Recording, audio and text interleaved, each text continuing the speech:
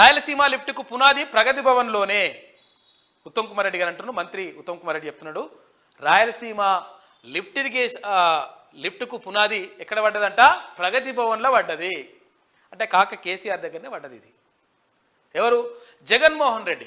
AP ముఖ్యమంత్రి జగన్మోహన్ రెడ్డి రాగానే మంచిగా పూల బొకేలు అవన్నీ ఇచ్చేసి మంచిగా చూసుకొని అరుచుకొని నువ్వేం టెన్షన్ పడకు, నువ్వు వేరు నేను వేరు కాదు, మనమంతా మంచిగా కలిసి చేద్దాం, నీళ్లు తీసుకుపో, ఎన్నైనా తోడుకొని పో, కాకపోతే ఏంటంటే నేను చెప్పిన ఆయనకు కాంట్రాక్ట్ ఇయ్యి, మెగా కృష్ణారెడ్డికి కాంట్రాక్ట్ ఇయ్యి, నా పైసలు నాకు వస్తాయని చెప్పేసి నేను చెప్పింది కదా మల్లన్న.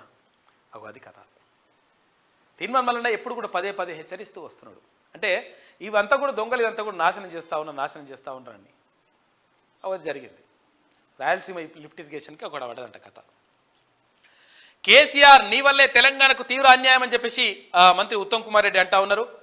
కృష్ణా నీళ్ల వాటాలో 299 టీఎంసీలకి ఎందుకు ఒప్పుకున్నావు చెప్పాలి, దీనికి సమాధానం చెప్పాలి. 551 టీఎంసీల నీరు మన తెలంగాణ రాష్ట్రానికి రావాల్సి ఉంటే 299 టీఎంసీలు చాలు అని చెప్పేసి 551 టీఎంసీలు ఉంటే 651 టీఎంసీలు కావాలి, లేకపోతే 1000 టీఎంసీలు కావాలని కొట్లాడతారు వాళ్ళు. నిజంగా మునగాడైతే, నిజంగా సోయినోడైతే, తెలంగాణ ప్రజల పట్ల మంచి నిబద్ధత ఉన్నోడైతే. కానీ ఈ దొంగ ఏం చేసిందట? 299కే ఓకే చెప్పేసిండు. ఏపీ నీళ్లను ఎత్తుకుపోతుంటే నోరెందుకు మూసుకున్నావు? నువ్వు గొప్పగా చెప్పిన కాళేశ్వరం కుంగితే ఎందుకు మాట్లాడతలేవు? దానిపైన మాట్లాడాలి. ఇప్పుడు చర్చ జరగాల్సింది దానిపైన. అది పక్కకు పోవాలంటే ఏం చేయాలి? కృష్ణా వాటా బిష్ణా వాటా అని అంటున్నాడు. కృష్ణా వాటాలో ఓడి చేసిన మోసం కేసీఆర్ చేసిండు. కేసీఆర్ అండ్ కో ఇదంతా కూడా చేసినటువంటి కథ ఇదంతా. అన్నారం సుందిల్ల బ్యారేజీలు కూడా ప్రమాదంలో ఉన్నాయని వెల్లడి. సూడిగా అన్ని కథమే. చేసినవన్నీ మొత్తం నాశనం చేసి పడేసిండు గతంలో. దానిపైన శ్వేతపత్రం విడుదల చేస్తానని చెప్పేసి మంత్రి ఉత్తమ్ కుమార్ రెడ్డి చెప్తా ఉన్నారు.